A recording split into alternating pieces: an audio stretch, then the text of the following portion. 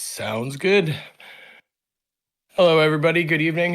Sorry for last night. That was a total slip up on my part. Forgot about it scheduled, and honestly, I didn't really have everything up to date with Valorant updating their UI and everything.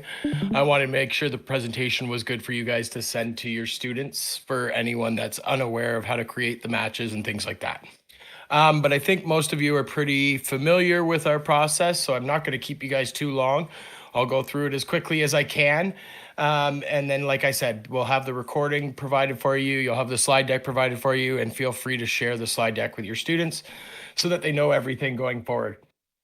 This will be our spring 2026 season, so welcome to our coaches meeting on this night, Thursday, February 5th. Thank you to all coaches for participating once again, and thank you to your students. There is 7 teams this year, so the schedule is going to be a little bit weird, but we'll kind of talk about that as we go through. So spring season will take place on Wednesday evening, same night we do all of our other seasons, starting next week, February 11th, and we'll run till the final night will be March 4th. Matches will begin at 6 p.m. and end approximately 7:30 p.m. It all depends on how long and how deep your players go into the 2 matches. But more than likely, even if they go deep into overtime in 2 of them, you should be done by 7:30. Okay, season finals will take place on Saturday, March 7th from 9 a.m. to 4 p.m. Note, at this time, we will run the event online, but we are kind of in the midst of something, so keep your fingers crossed and keep your eye open for updates from us. We're hoping to maybe be able to offer something in person for your students. Please ensure you have provided the correct right IDs for all participants. Honestly, the most important one is a captain. So I'll have you guys designate a team captain for me. That will be the right ID that your other team, your players will need to invite the other team.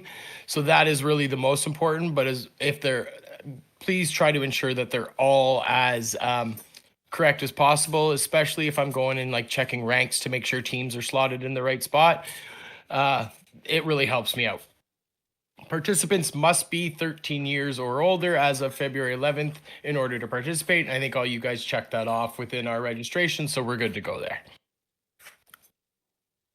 So as I said, teams will be scheduled to play 2 other teams each match night. However, with there being 7 teams, unfortunately, with the odd number, 1 team will have a scheduled bye in one of the match times. So I guess every 2 matches, basically, or every 6 matches, I'll have to rotate through which team's getting the bye. So I'm hoping that each team will only have 2 byes throughout the season, and that should be it.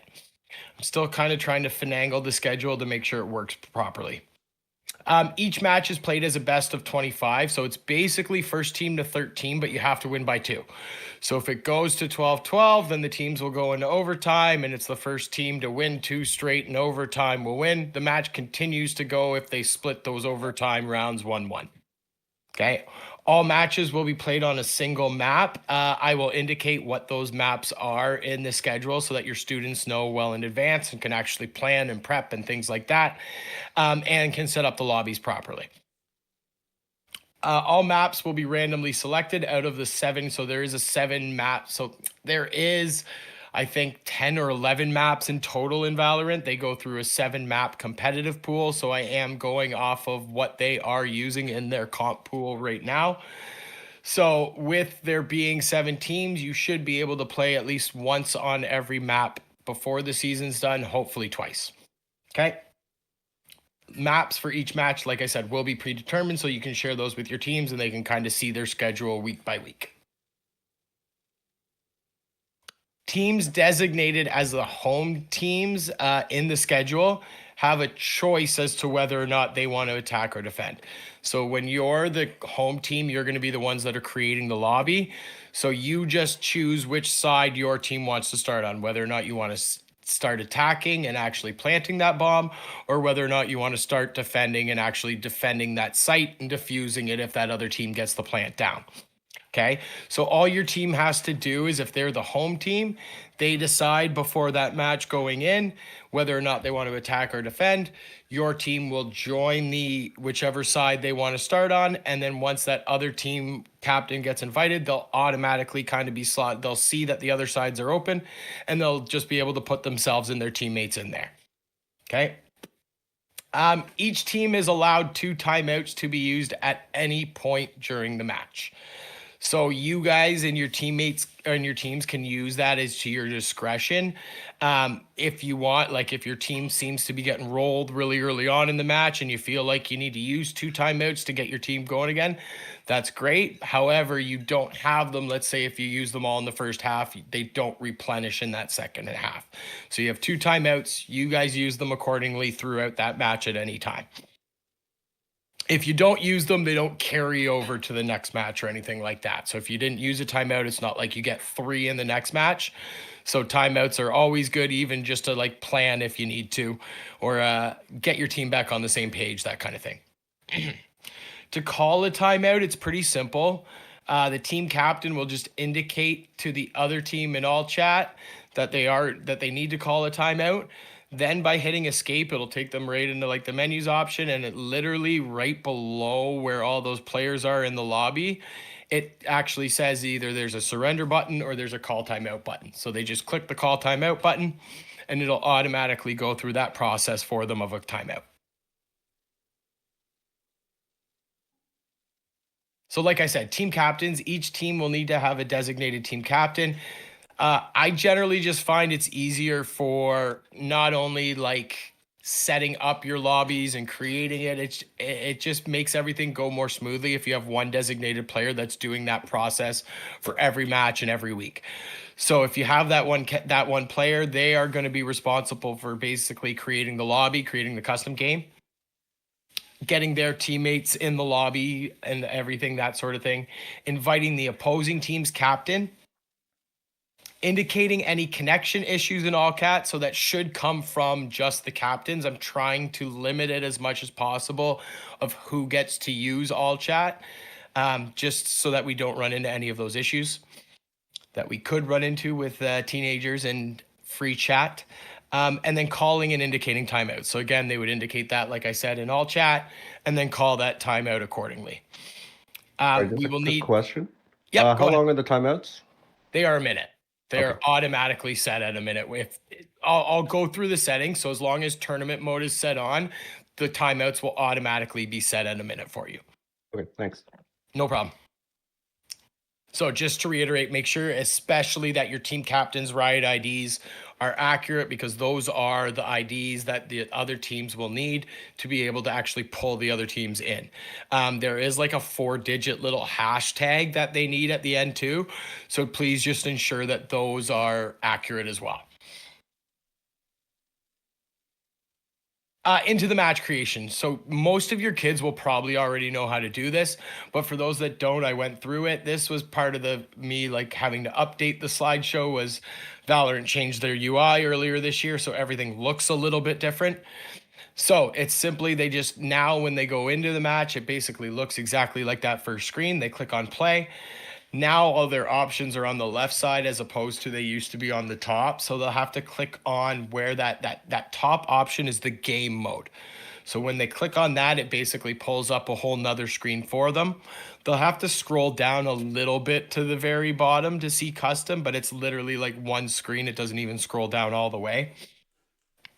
And then once they have that, it'll automatically take them into like this next screen here, where you can see the attackers on one side, the defenders on another. You have that chance for the observers, and there's even spots for the coaches to actually put in for each team. Okay. So once your kids are there, your team captain will join either like that defender side or the attacker side, invite the rest of his team in. They all slot into whatever side they've chosen. And then your team captain will go through the setup. So they just click here to make sure that game mode is set to standard, because there's so many different game modes that they can choose. It's hard. I think for me, US Central Illinois has always been my best server. But that could just be my location because there is US East as well. So I have indicated US Central. If you find that's not your best server, and I can put this in another slide too. I kind of forgot about it. So I'll update this for you and your teams. If you find it's not the best server and your two teams can come at a consensus of kind of like what's the best server for both teams based on your pings, then I think that's kind of the best route to go. It's going to be a little bit more complicated. It might involve a little bit of chat between the captains when they actually get into that lobby. But in all fairness, ping is a really huge determination in this game.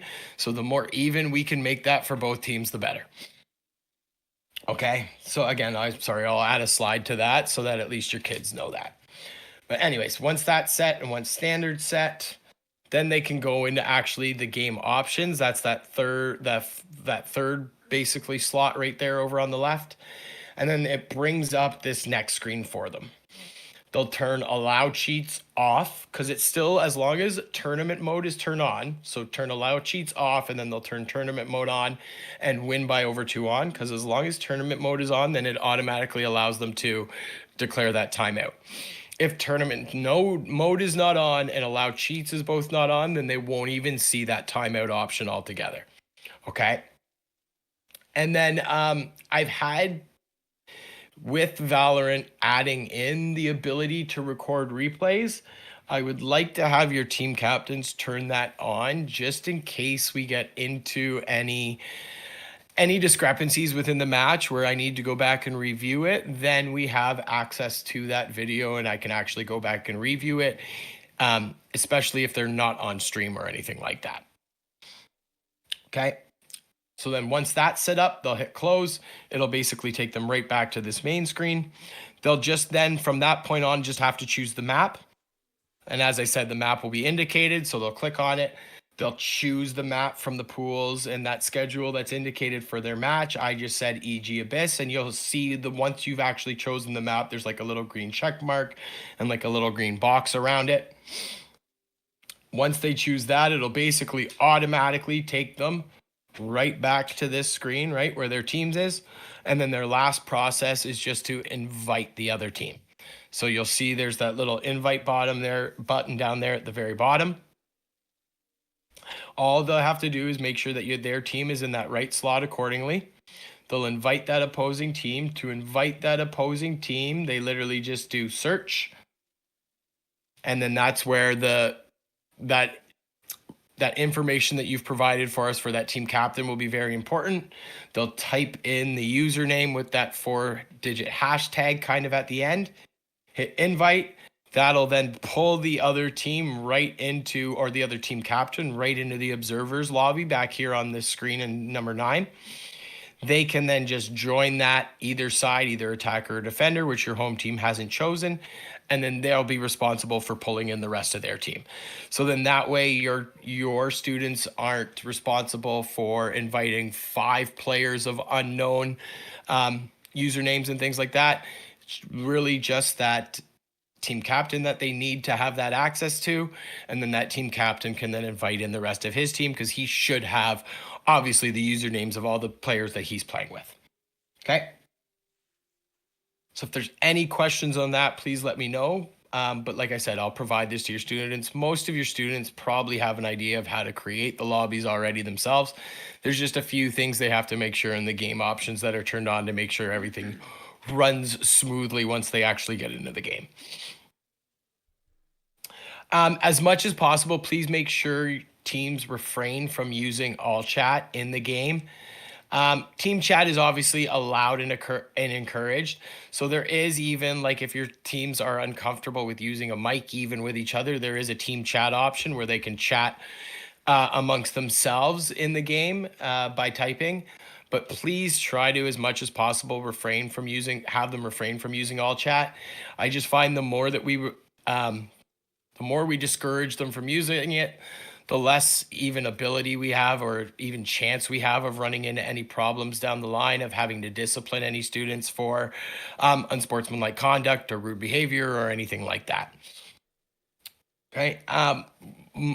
As I've always said in these meetings, our teams have been really, really good for the most part of not really using all chat.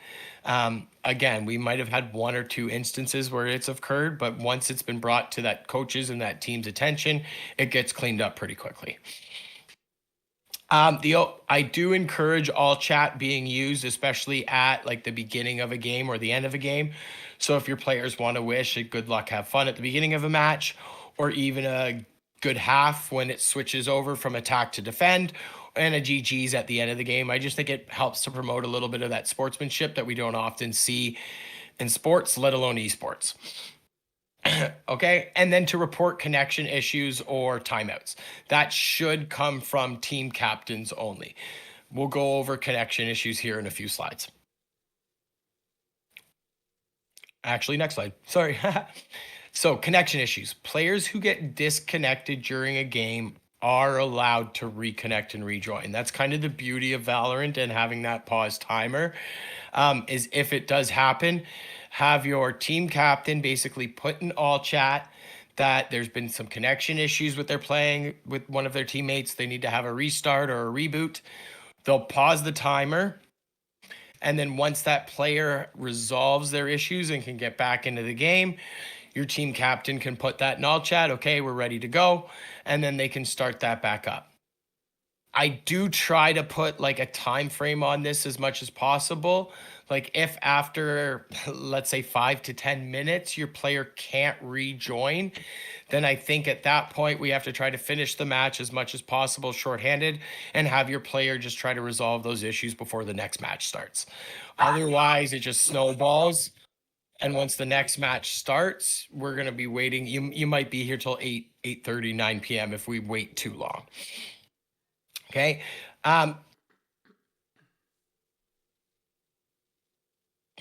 I switched it on the other slide, but I didn't switch it on this slide. So the pause timer.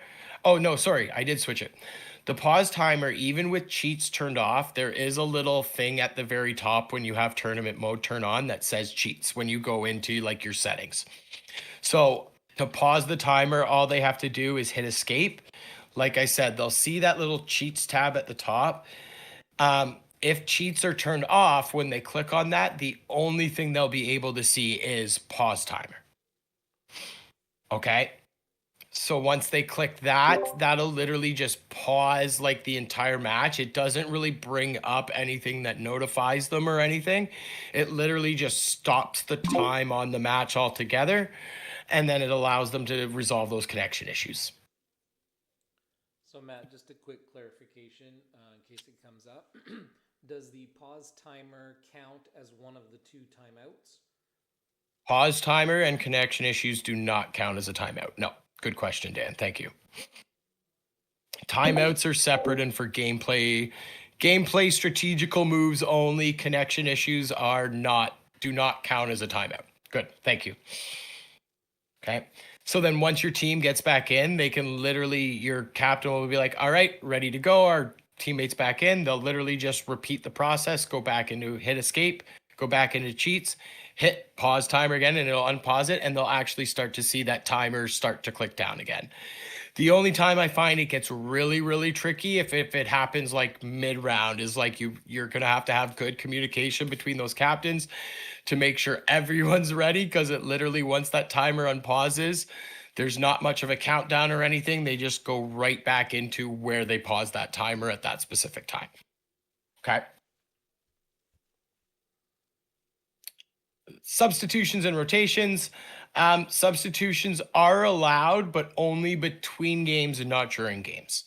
So if you find like you have a sub who is more than welcome to join as an observer if they want during those matches. But if you have a sub that's in game and you find maybe your team's not having such a good game and you want to make that sub, you cannot do it during the game. Once that first game's over, if you want to make that substitution for that second game, that's more than welcome to do that. I've also said, just I think for fairness and in terms of league fairness, in in terms of communication issues, we still have to make sure that subs cannot go in for that instance. Okay, so I know connection issues happen, and I know it sucks, and I know it's going to suck for your team to possibly have to finish a match shorthanded. But I think to just have a hard set rule and to keep it kind of fair for all teams involved, that's the way we have to do it going forward. Only players listed on a team's roster are permitted to play. So if you do have subs, those should have been indicated on your roster when they register. If you still have any subs that you know of that want to, or you need to make any changes to your roster, please just let us know before Wednesday. Hey, obviously players must be students. Yeah. Can we also have more than 2 subs? The form lets us have 2 alternates. Can we add a third? If you want to add a third or even a fourth, just send us the information and I can Perfect. add it to the spreadsheet in the schedule for sure. Okay, thank you. For sure. Obviously players must be students enrolled to your school, and the teams must have a minimum of 5 players to be able to compete. I know we listed it at 7, but I think if you want even 8 or 9 on your team, that's totally fine. Just let us know. Communication. Coaches must be in contact with their team at all times during a scheduled game. I find Valorant is much different than Rocket League. Like, I find your students actually kind of need a little bit more coaches communication in a game like this, because when things aren't going their way, I find they get very, very tilted, and communication amongst your team is very, very important in a game like this. So for you to be present, to be able to help your teams through that is very, very vital, I think. Coaches must be available on Discord at all times during a scheduled game. You don't have to be in call or anything like that. I think you guys know that. You just have to be available for any issues that arise. That's how we will communicate with you coaches, is through Discord, and I'm sure you're aware of that. That's how everything runs on game nights. To make things run more smoothly, we prefer to have at least one coach spectating a match at all times. I just think it makes it a little bit easier for everyone to notice if anything happens within a match. Sometimes kids, especially in a match, can blow things a little bit out of proportion when emotions get in the way. So I just think in case of those issues that can arise, having one or even both coaches present that can actually view the match, I think just helps our case in the end to coming to a resolution. When spectating, however, the only time you're allowed to communicate with your teams is in a timeout. Okay? You should have, like, the way Valorant generally runs, and I'm trying to run it kind of the way the competitive scene runs, is yes, they have a coach available, but that coach really only talks at the end of rounds and when the timeouts are called. At that point, it's all on your IGL, so that student that you have that is your in-game leader to make those calls in-game when rounds are happening.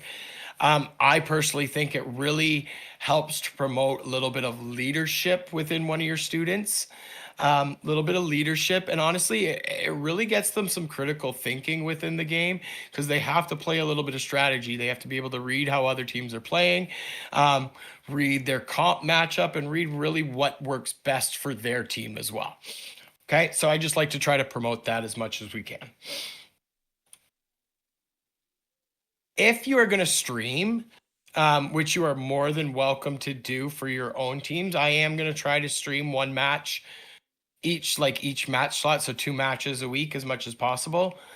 I find this is what I generally do for my best streaming practices, is I turn the corpse and the blood off and the mature content off. I just find for us trying to promote a game that can be a little bit violent, this at least takes a little bit of that away and at least allows us to promote it in a little bit more of a clean way. However, I think your students especially they like the show blood on, because it does show them like those hit indicators, and they can actually see when they've hit someone and where they've hit someone by that. However, if you're streaming, I think these are the best practices to kind of go by. So if you turn those show corpses, show blood off, You can do it individually, or if you turn mature content off, it automatically switches off both of them altogether. Okay. If you do plan on streaming your team's matches, please try to add at least a minimum of a 45-second delay. I add anywhere between a minute and a half. Just because the planning phase at the beginning of the round is generally, I think it's like 30, no, it's not even that long. It's like 20 seconds. So it also just like a minimum of 45-second delay gets them out of the planning phase and has that round kind of already begun. So your teams can't really coordinate where the other team is or make a strategy based off of stream sniping or anything like that.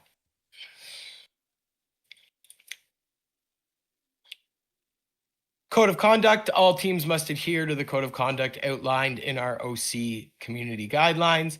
Players, coaches, and or parent spectators who fail to adhere to these guidelines may be disqualified and or banned from completion with OC. We've never had to ban students or anything in terms of code of conduct.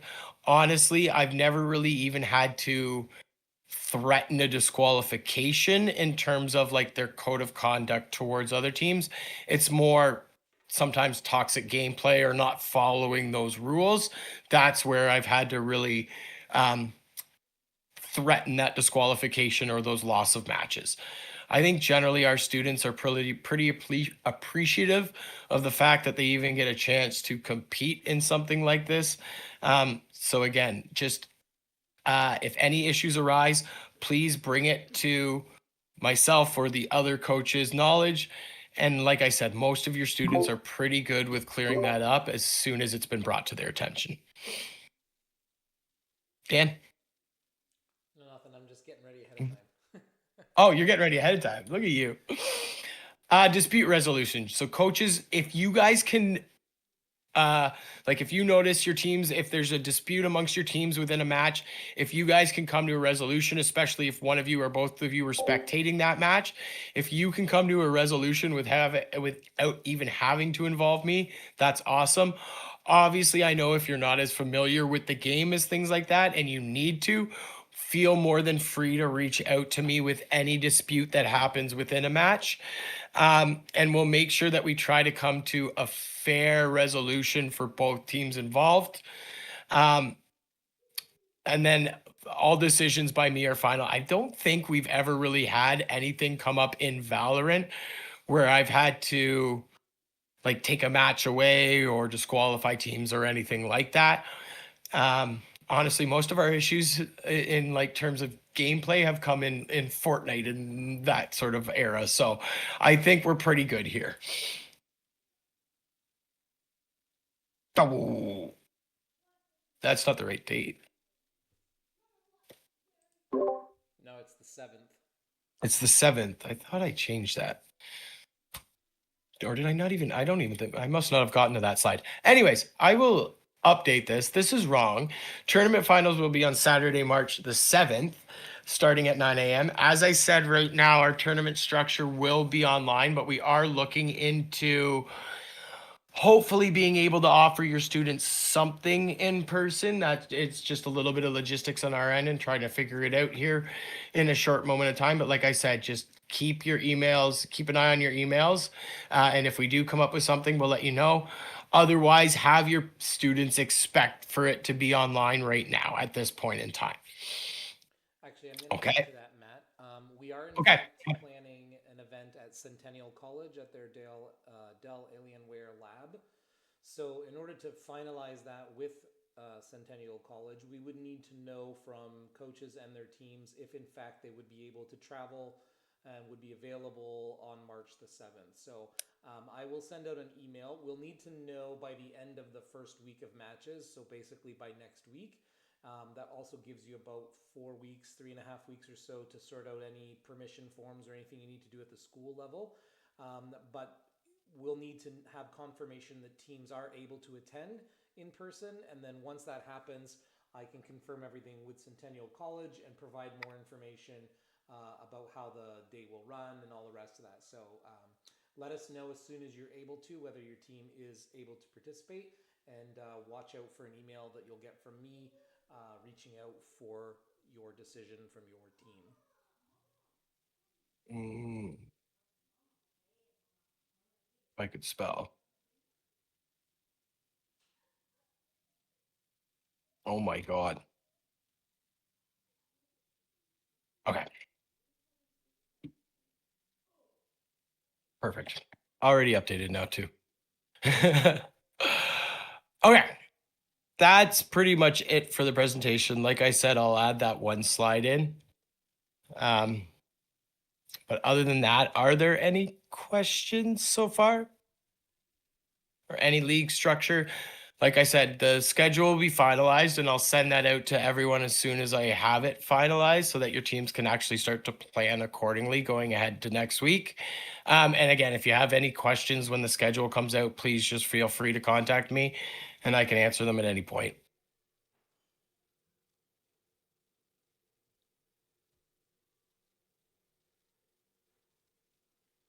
No questions here. Thanks for all the work putting into this. That's great. Thanks. I love this season. This is one of my favorite seasons. I love this game, so this one's gonna be fun. And when we were in person last year, that was a riot. Like my guys talk about it still. Like it was so much fun.